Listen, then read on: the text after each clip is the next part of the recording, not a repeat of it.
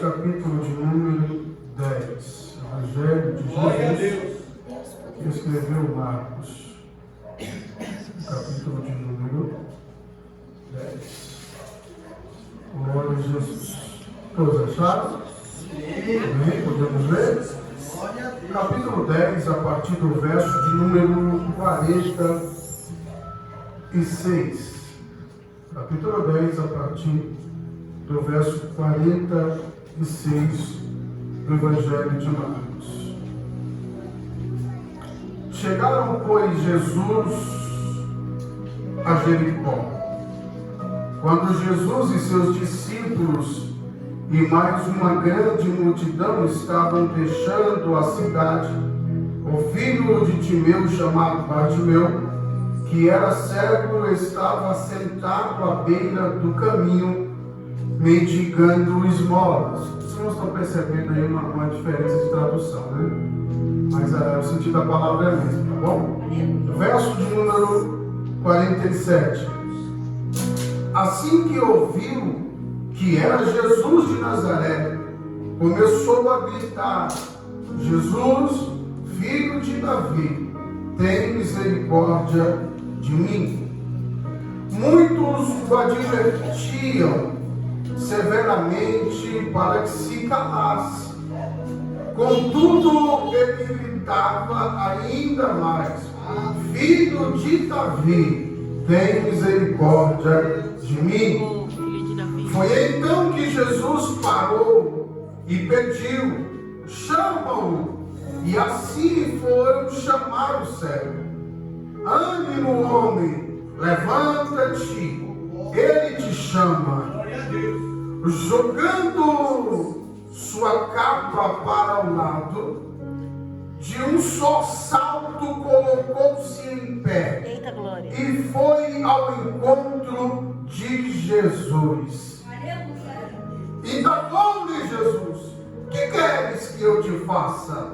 Respondeu-lhe o cego: Mestre, que eu volte a enxergar. E Jesus ordenou: vai em paz, ou vai em frente, a tua fé te salvou. No mesmo instante, o homem recuperou a visão e passou a seguir Jesus pelo caminho. E você diga glória a Deus. Aleluia! Oh, glória! Pode ser sentado. Meu Deus! Eu sei que é uma palavra bastante conhecida. É quase que impossível alguém que é frequente na igreja não tenha ouvido falar do cego Bartimeu. O fato é que Jesus, a Bíblia diz,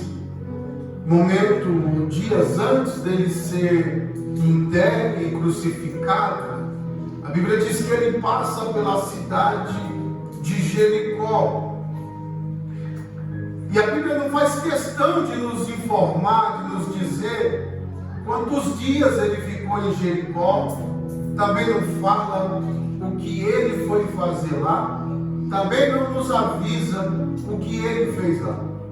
Mas a Bíblia diz que quando ele estava saindo de lá, com os seus discípulos e uma grande multidão, tinha um cego chamado Bartimeu à beira do caminho, e ele estava mendigando. É interessante notar, irmãos, que por onde Jesus passava, tinha sempre uma grande multidão o acompanhando.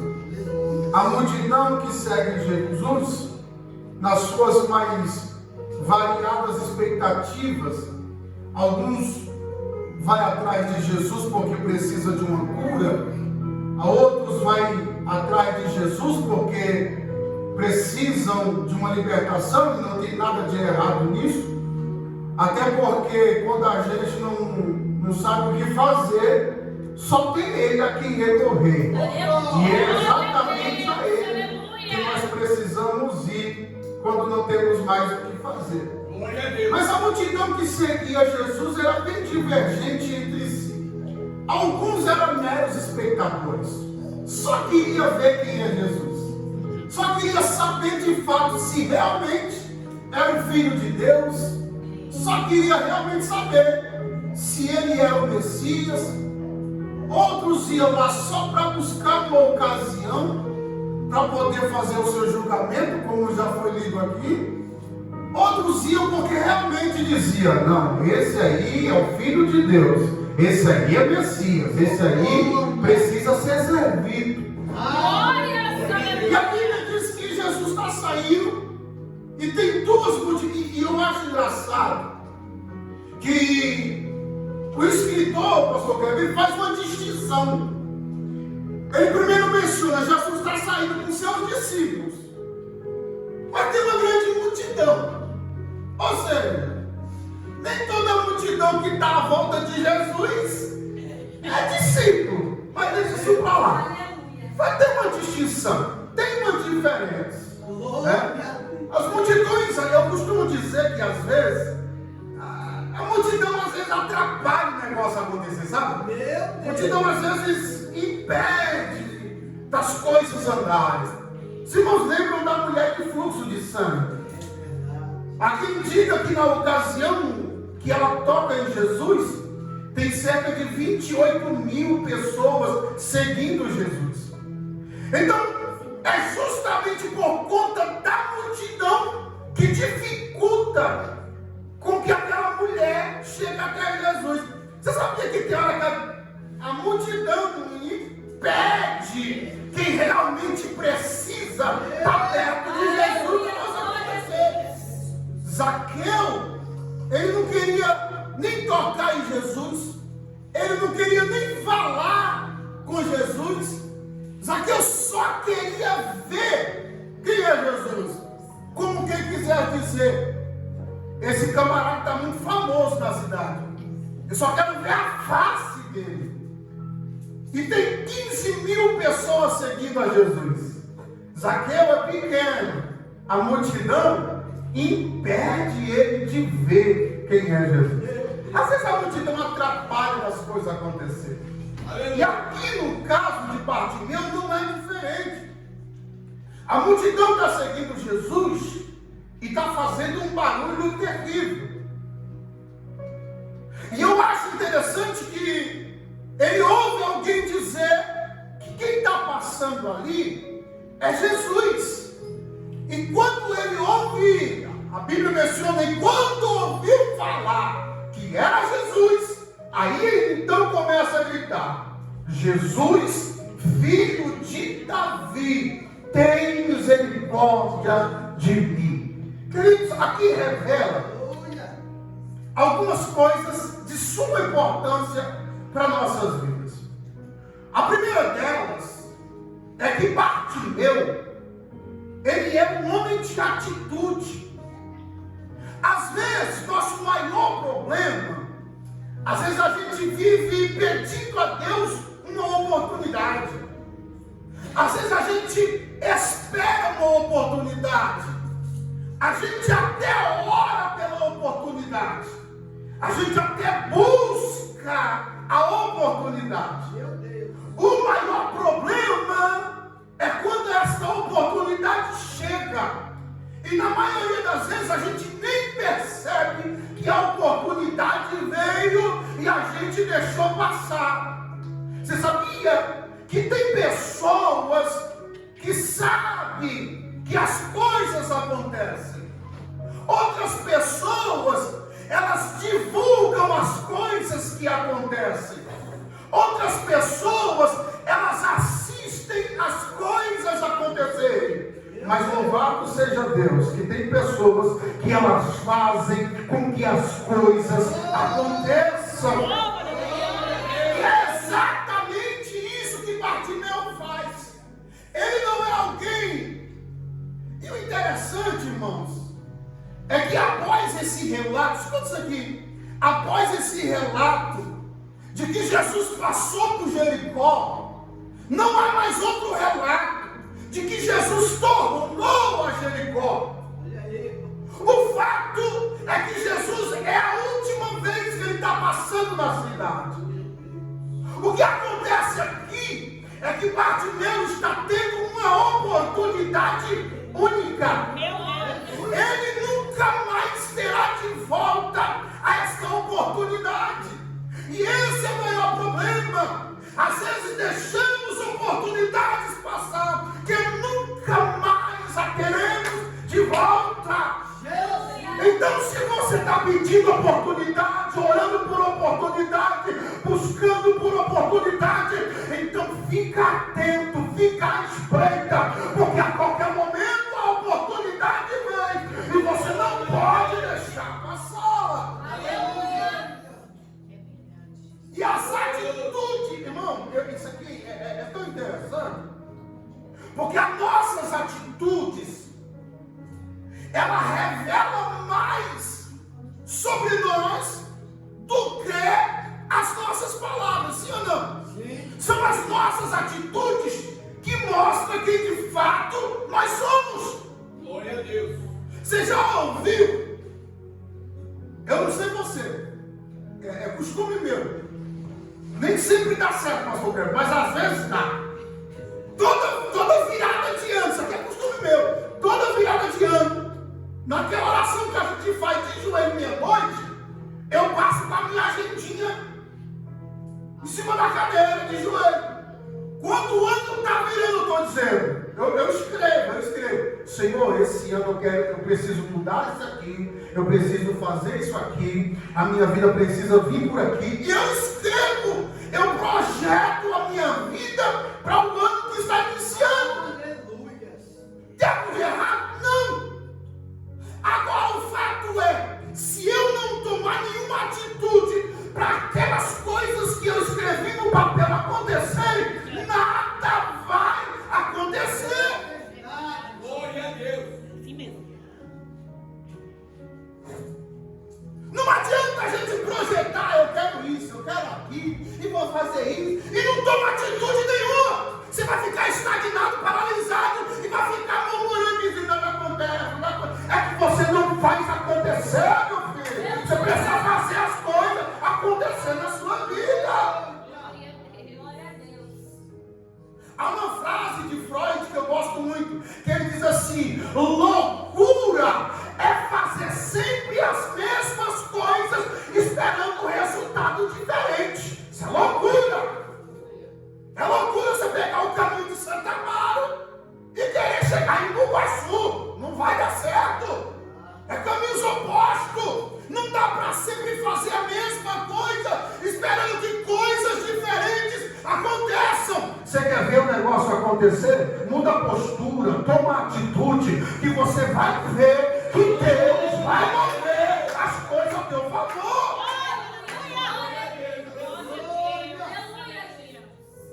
Você conhece alguém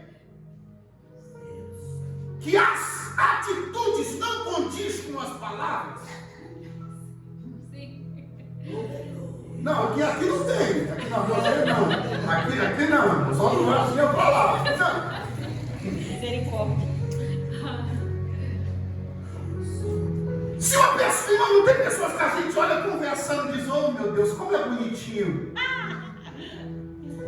Se as atitudes fossem compatíveis com as palavras, porque são exatamente as suas atitudes que revelam de verdade quem você é. São as suas atitudes que mostram quem de verdade você é. Meu Deus.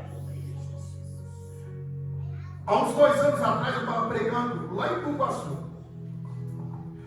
e o irmão me ligou desesperado, chorando, dizendo, pastor, vem aqui em casa, socorre, chorando igual uma criança inconsolável.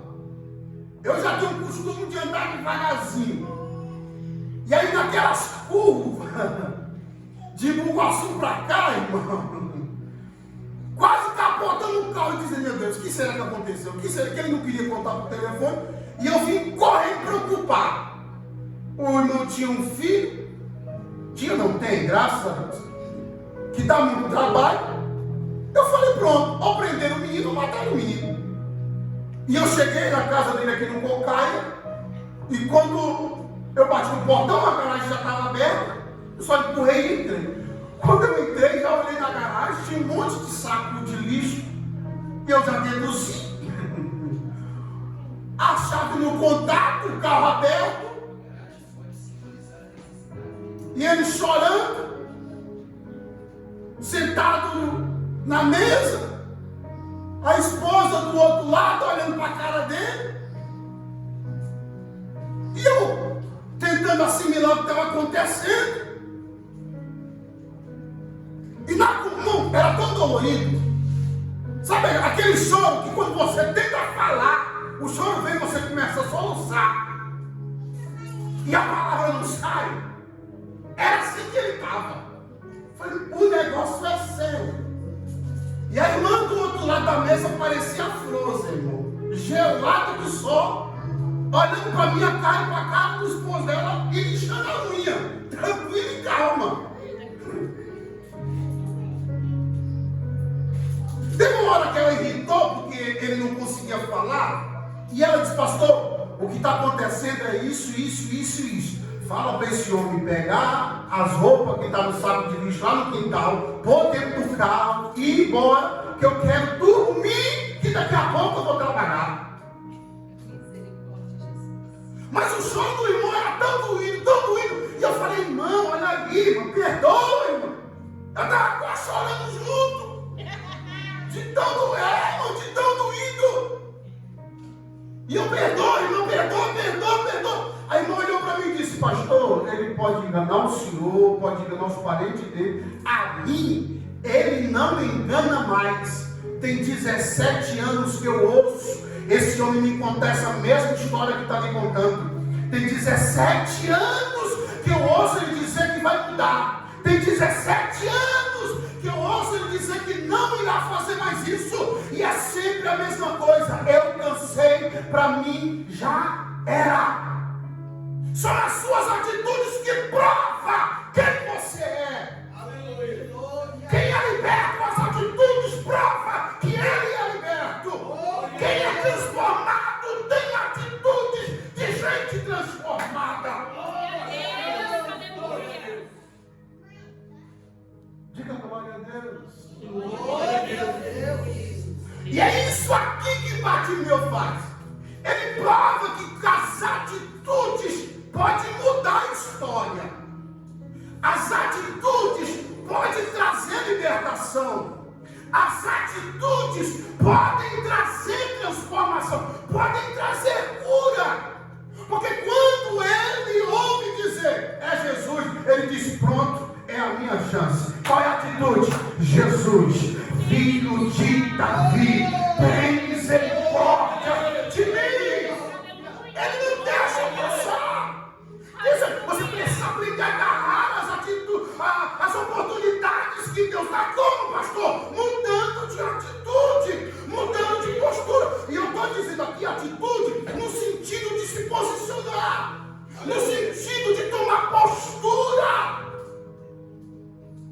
Você acha que a sua vida irá mudar se você continuar fazendo a mesma coisa, cometendo os mesmos erros?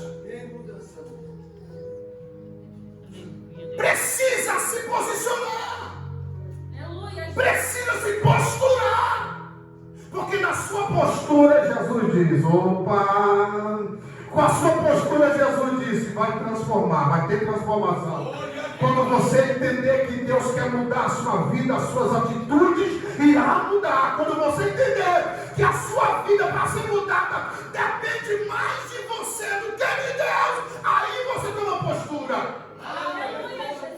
Outro dia eu estava aconselhando um jovem e disse assim, mano, é no tempo de Deus. É quando Deus quiser. Eu falei, meu filho, você está maluco? Jesus olhou para um homem que dizia, fica tranquila minha alma, relaxa, tem muitos bens em depósito. E Jesus disse, louco, hoje mesmo te pedirão a tua alma. Você acha que depende é de Deus para a sua vida mudar? Meu filho, Deus está sempre pronto. Deus não é pego de surpresa. O que precisa é você se posicionar, é tomar atitude.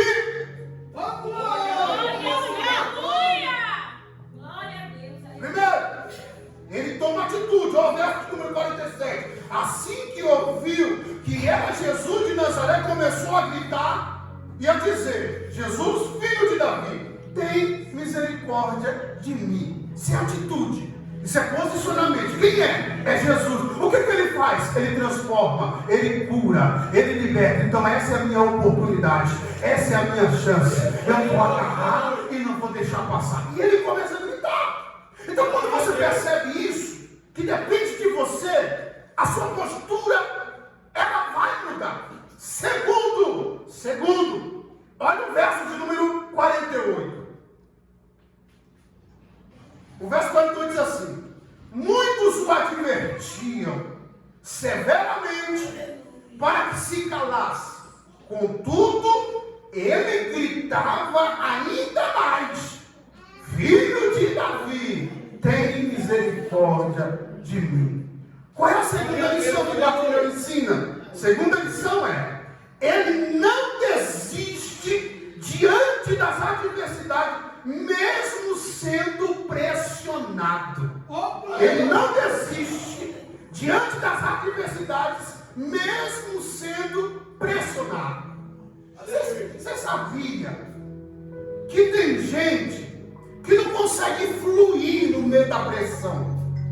Tem gente que não consegue desenvolver no meio das dificuldades. Tem gente, esse é o maior problema. Porque tem gente que entende que Deus está no negócio quando está indo tudo bem. Tem gente que entende que Deus está no meio do negócio quando as coisas estão fluindo. E aí, se der alguma coisa errada, ou algo sair fora do script dele, ele não consegue fluir. Ele não consegue avançar, porque não consegue desenvolver no meio da tribulação, no meio da dificuldade, como diz na Bahia, no meio do arroço. E não vai prestar.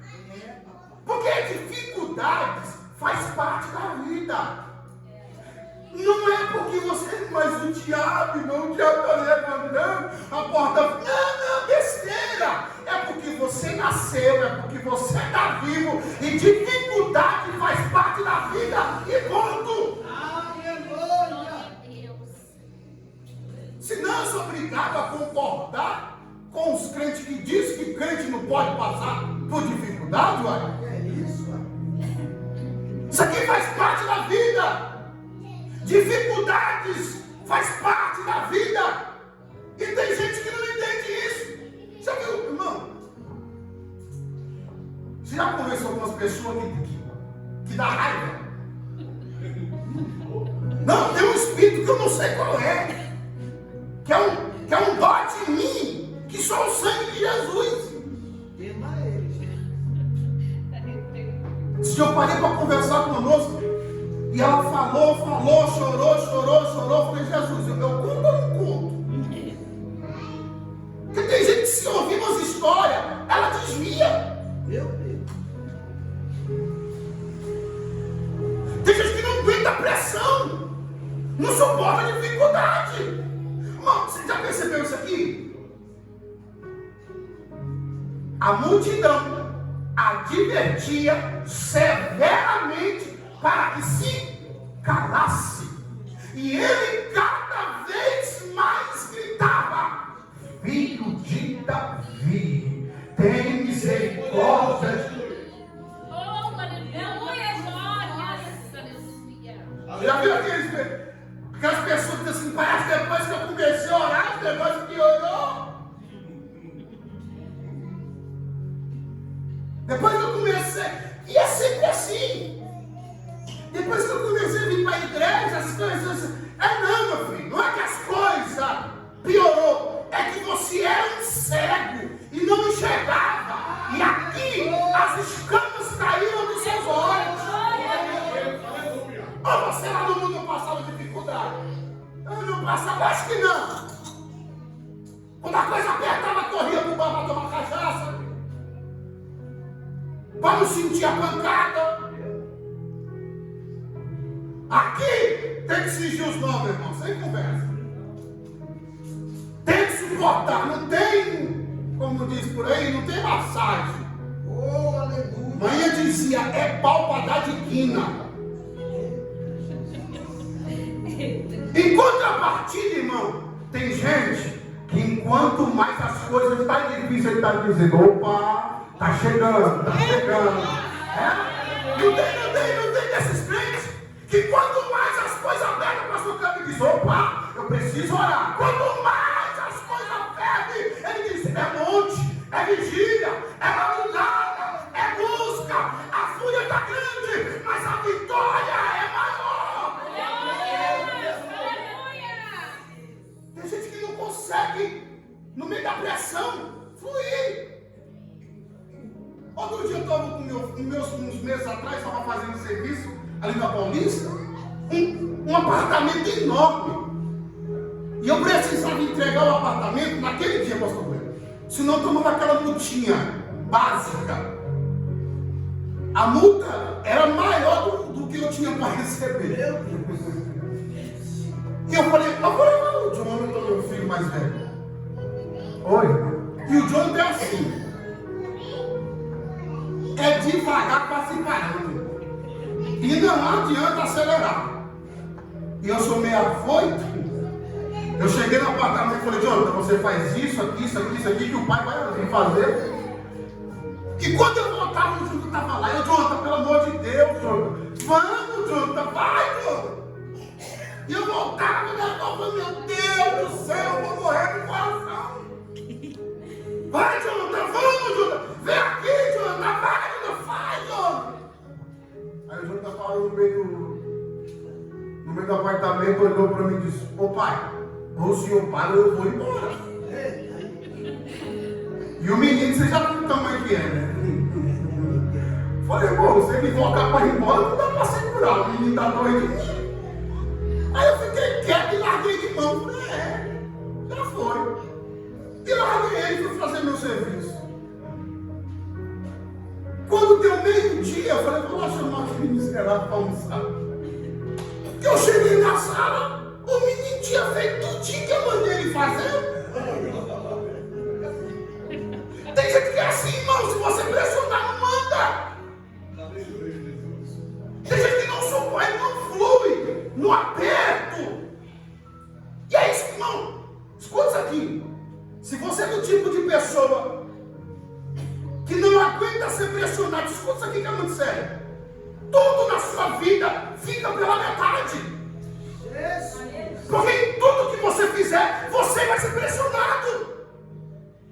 Tudo que você fizer, você vai ser provado. Glória a Deus, aleluia. E exige determinação e coragem. Glória a Deus. Aí fica a faculdade para trás, fica curso para trás, fica serviço para trás, fica tudo pela metade, porque não aguenta ser pressionado. Meu Deus. Ah, não está dando certo. Ah, mas meu filho, se você fez o projeto, botou na mão de Deus, deixa o vento soprar, deixa o barco balançar, deixa as ondas se levantarem, mas não para, continua, que Deus vai fazer. Olha o verso de número 49. O verso 49. Foi então que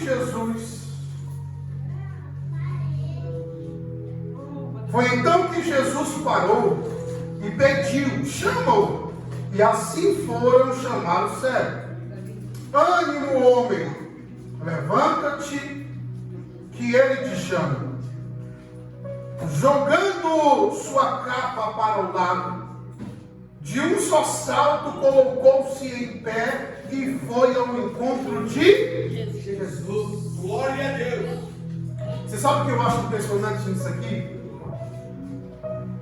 No verso 47, a Bíblia diz que quando ele ouviu falar que era Jesus, ele começa a clamar. E a palavra clamar ou clamor, no sentido literário, significa gritar em alta voz. Glória a Deus. Isso aqui é clamar, é gritar em alta voz.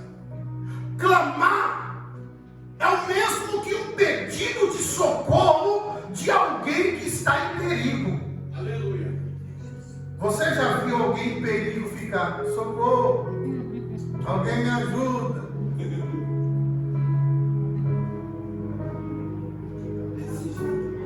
Uns anos atrás,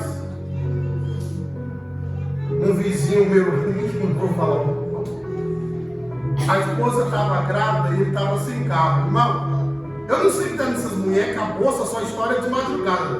É só o sangue de Jesus. 3 e pouco da manhã o menino saiu na rua gritando, mas gritando com força. E a minha casa é lá nos fundos. E eu falei, pronto, estão matando alguém na rua. E eu reconheci a voz, subi correndo para ver. Quando eu saí na rua, ele estava gritando, a bolsa estourou, a bolsa estourou, a bolsa estourou. Meu Deus. Irmão, eu sei que já tinha uns 10 carros para fora, na garagem, para socorrer a menina. Isso aqui é clamar. É um grito desesperado. É um pedido de ajuda, um pedido de socorro. No 47 ele grita, ele clama. No 48 alguém diz, cala a boca, fica quieto. No 49, Jesus ouviu e mandou chamar. Ó, escuta aqui. No 46 a gente já leu que tem 2 multidões. Tem os discípulos e mais uma multidão, irmão. Você já imaginou o barulho que estava à volta de Jesus? Você já imaginou os gritos que não foi para esse menino dar para chegar nos ouvidos de Jesus? Porque isso aqui não é que alguém está batendo nas costas dele dizendo, ô Bartimeu, te acalma, espera, Bartimeu, fica. Não! Enquanto ele está gritando desesperado, alguém está dizendo cala a boca, e ele não dá tempo para a pessoa terminar a frase, e ele grita mais alto, ao ponto de Jesus ouvir e dizer, manda chamar, chama ele para cá. O interessante, e a lição a ser aprendida aqui, o negócio não é orar, não é clamar até Deus ouvir, mas é até ele responder. Qual é a lição que você aprende aqui? Bartimeu, ele sabe o que quer. Bartimeu sabe o que quer. Mas é interessante que quando Jesus, ele tem tanta convicção do que ele quer, que quando Jesus manda chamar, a Bíblia diz que ele de um só salto, ou seja, ele pulou, jogou de lado a capa e foi. Deixa eu dizer uma coisa para você. A capa aqui era a legalidade que Roma dava para alguém mendigar na cidade, tá? A capa era dada para Roma, para o Império Romano, para um mendigo. Ele ficava à beira do caminho. E aquela capa dizia, ele tem legalidade aqui para mendigar. Para um cego, geralmente era dado uma capa. Para o coxo, geralmente era dado uma cama. Ele sentava à beira do caminho e ficava mendigando. Quando o Bartimeu salta com a capa, ele tem tanta convicção do que ele quer, que é como se ele dissesse, você, Satanás, perdeu a legalidade que tinha sobre a minha vida. Jesus está me chamando. Eu estou liberto. O problema, pastor Crânio, é que tem gente que até ouve Jesus chamar, mas não quer mais dar a capa. Aleluia, Jesus. O problema é que tem gente que até ouve promessa, ouve o que Jesus tem na vida dele, mas não quer deixar a capa. E não vai dar certo. Se Jesus te chamou, você precisa entender. A legalidade que o diabo tinha na sua vida, ele perdeu. Você não precisa mais carregar o peso da capa. Você anda agora em liberdade com Cristo. Glória a Deus, aleluia. Você já viu aquele tipo de pessoa que tem uma campanha como essa e a gente ora e ela cai endemoniada, expulsa o demônio, E aí, culto de sexta-feira que tem, ele cai endemoniado de novo, expulsa o demônio de novo, vai embora de novo. E que demônio é esse que não sai, gente? Que demônio é esse que não vai embora?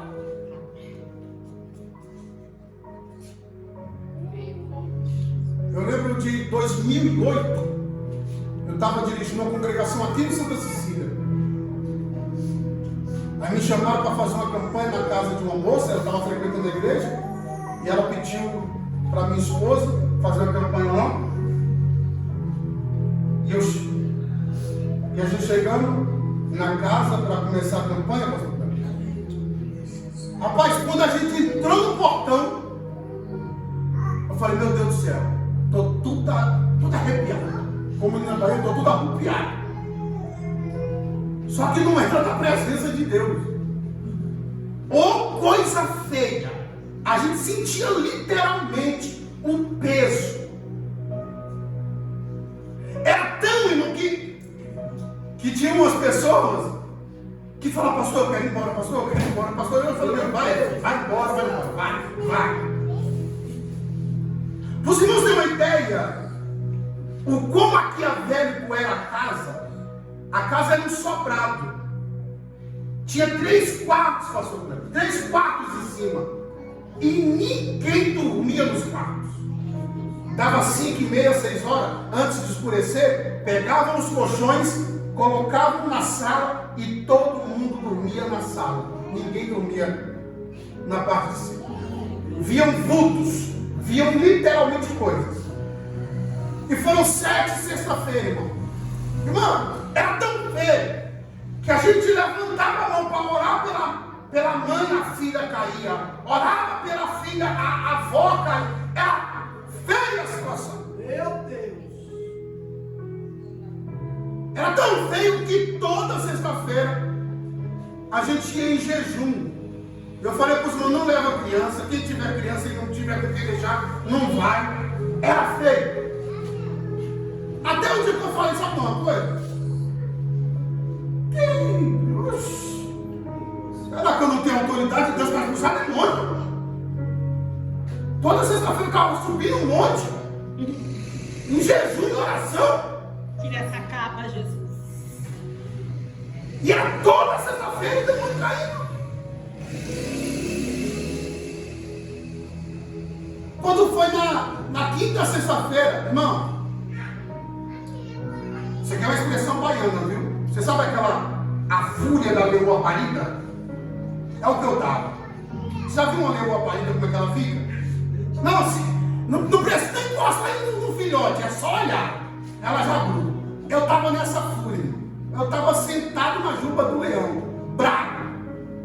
Chegando na casa, o irmão já pegou o violão e falou, hoje ninguém vai cantar, ninguém vai orar, não vai ter culto. E se cair endemoniado, eu não boto a mão em ninguém.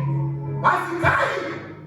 Pastor, era quase toda sexta-feira. Eu saí da casa meia-noite, 1h da manhã, expulsando demônio. Eu falei, não. Falei, hoje eu não expulso um demônio aqui. Vocês vão me falar o que está acontecendo aqui. Aí pronto, todo mundo começou a chorar. Olha a capa. A moça que pediu oração, pediu a campanha na casa, ela chorando disse, pastor, eu na minha ignorância, ela estava frequente, estava lutando. Ela disse, pastor, eu na minha ignorância, quando meu esposo foi embora, essa parte de cima eu consagrei para fazer trabalhos. E eu não tinha subido na parte de cima. Olha, naquele dia, eu falei, e a senhora deixa a gente subir lá em cima para orar lá? E ela disse, pode orar. Irmão, era boneco de tudo quanto é boneco, urso. Calma, eu não estou falando de seus ursos, seus bonecos, demoniado, pelo amor de Deus. Não tem legalidade. Você vigia, viu? Não vai jogar fora o ursinho que seu esposo deu pro cara, não, tá? Mas tinha uns ursão, uns bonecos grandão, pastor, por Deus do céu, A gente passava, parece que o zóio dele acompanhava a gente. Meu Deus. Eu estou falando diante de Deus. Eu nunca havia tido uma experiência daquele nível. E eu olhei para ela e falei assim: se autoriza a gente tirar tudo aqui? Ela disse: pode jogar tudo. Eu falei: irmão, era tanto boneco, que eu tive que dar umas 3 viagens de carro para poder tirar as coisas dentro da casa. Sabe como é que é o nome disso? Legalidade. Enquanto o diabo não perde legalidade, a casa é dele. Enquanto o diabo tem o seu terreno, meu irmão, não tem oração que liberta, não tem jejum que liberta. Lembra o que Jesus disse? Uma vez que o demônio foi expulso, ele vai andar por lugares, vai vagar, os lugares áridos. E aí ele voltando e achando a casa vazia, ele nem entra. Ele volta lá no inferno e traz 7 piores que ele. E a Bíblia diz que o estado dessa pessoa torna-se bem complicado do que da primeira. Libertação veio por meio de um diabo perder legalidade. Enquanto você der legalidade para o diabo, ele vai te dominar, meu irmão, e não tem conversa. Ô pastor, ora, pastor vai orar, e com certeza vai orar, e vai expulsar, mas se não perdeu a legalidade, ele vai matar. É verdade. Meu Deus. O que Bartimeu faz? Sai daqui das minhas costas, diabo. Perdeu a legalidade, eu não ando mais com capa. Jesus me chamou. Diga glória a Deus. Deus, aleluia. Escuta isso aqui. Esse negócio é tão sério, irmão, e a gente lidar com isso todo dia. E eu vou falar por mim. Eu fumava 2 maços de cigarro por dia. 2 maços de cigarro por dia. Isso em um dia comum. No dia que ia beber, eu passo. Só Jesus na causa. Você acha que tem oração que liberta um negócio desse? É posicionamento, meu irmão. É fazer o diabo perder a legalidade que tem sobre você. Aleluia, Jesus. Tem coisa que não é expulsar, é vencer. Olha aí, eu creio assim, Jesus. Não adianta.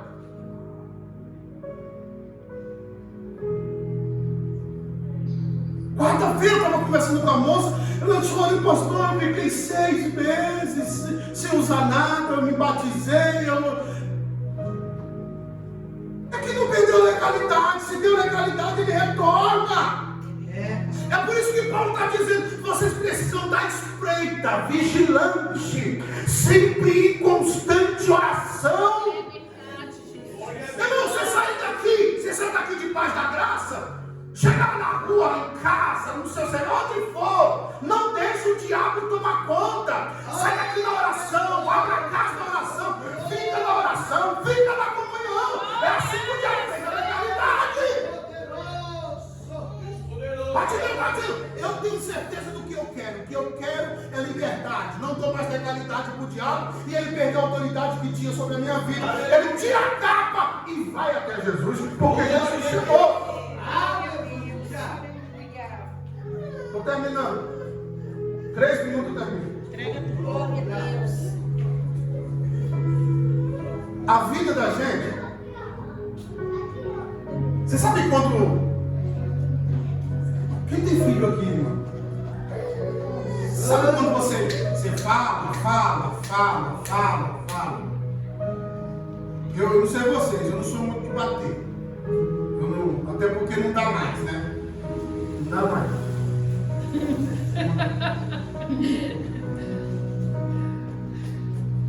Se eu for brincar com meu filho, fui pra cima dele e falou: tem coragem? Eu falei: não. Chega reto.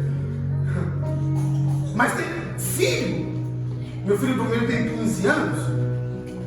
E ele é um menino muito bom, mas é teimoso.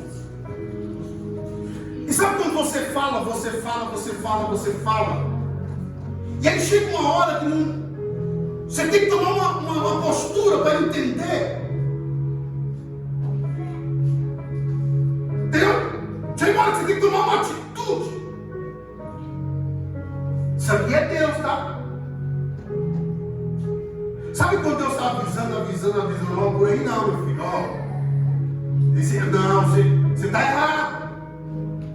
Sabe quando Deus usa o pastor, usa a irmã, usa no louvor, e você fica, sabe, disperso, só conversa. Mas chega uma hora que Deus está permitindo. Escuta isso aqui é recado de Deus. Chega uma hora que Deus vai deixar acontecer. Porque falta já. E aí quando dá ruim, o que a gente diz? Não te falei, menino? Eu não te avisei. E aí quando acontecer, você vai culpar quem?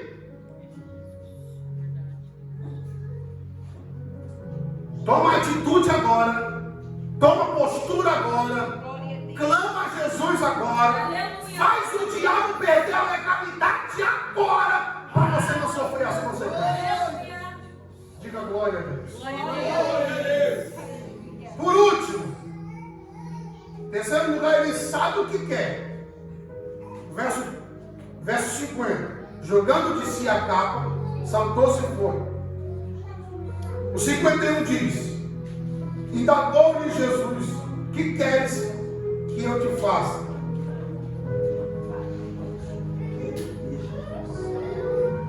O cego disse: Raboni, ou mestre, que eu torne a ver. Aqui ele está mostrando: é isso aqui que eu quero, Jesus. Eu tenho certeza do que eu quero. Porque tem gente que não sabe o que quer na vida. Eita Deus! Tem gente que se Jesus descer na frente dele e falar: o que você quer hoje? Ô Senhor, é tanta coisa. É o menino que está dando trabalho, é o esposo, é a mulher, é tudo. E Jesus está dizendo: filho, foca. O que você precisa? Está entendendo? Gente que não tem foco é gente que não sabe o que quer. E quem não sabe o que quer, muda de rota facilmente. Quem não sabe o que quer, muda de qualquer coisa, qualquer vento, faz ele mudar de ideia. Então foca no que você quer, foca no seu projeto, que Deus vai fazer virar realidade. Você já percebeu que tudo aquilo que você quer, você prioriza? E tudo que você prioriza, você consegue. Tudo que você prioriza, você consegue alcançar.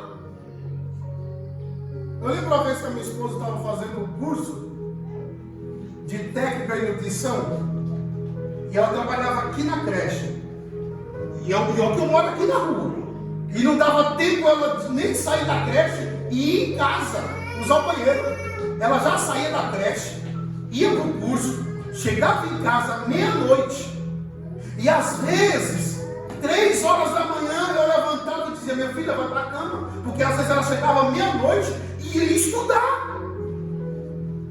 O que é isso? Foco!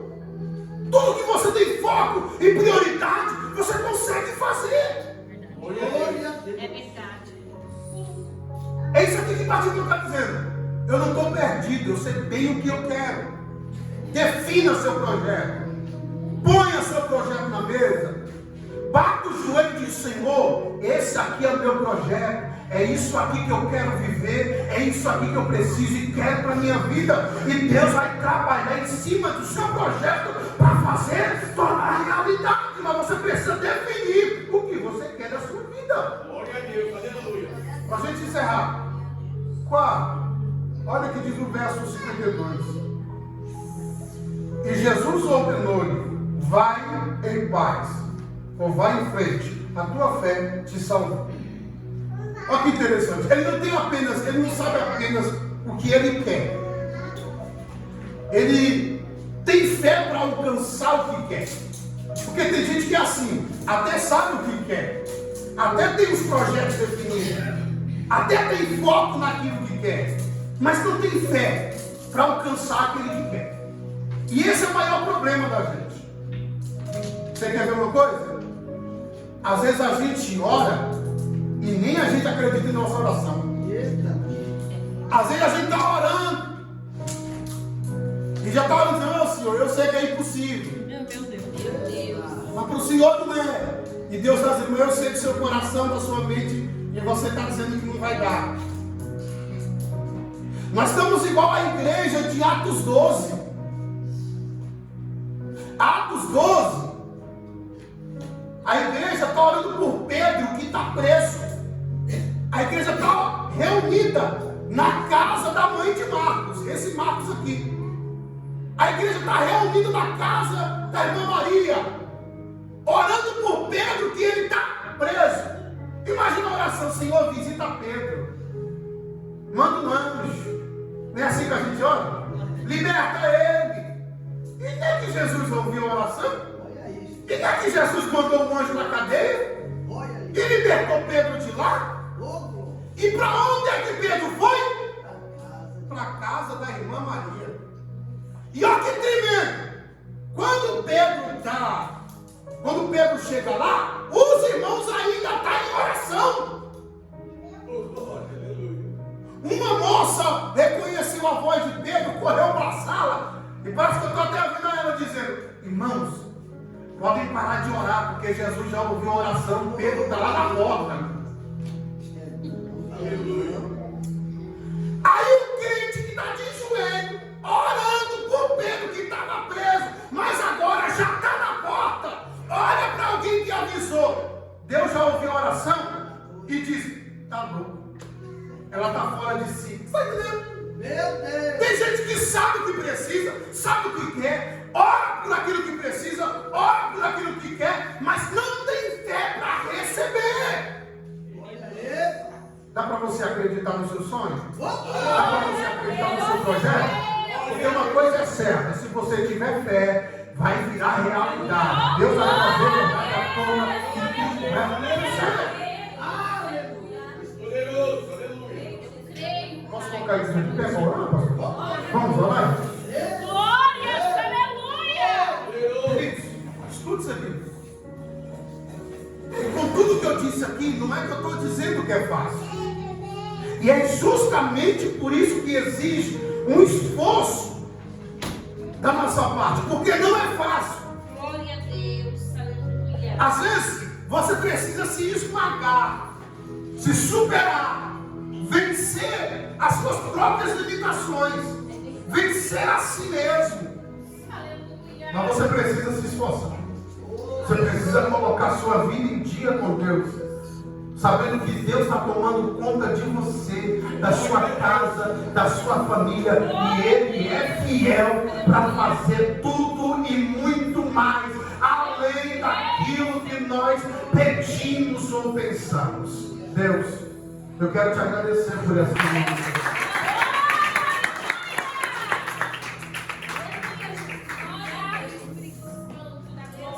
Aleluia.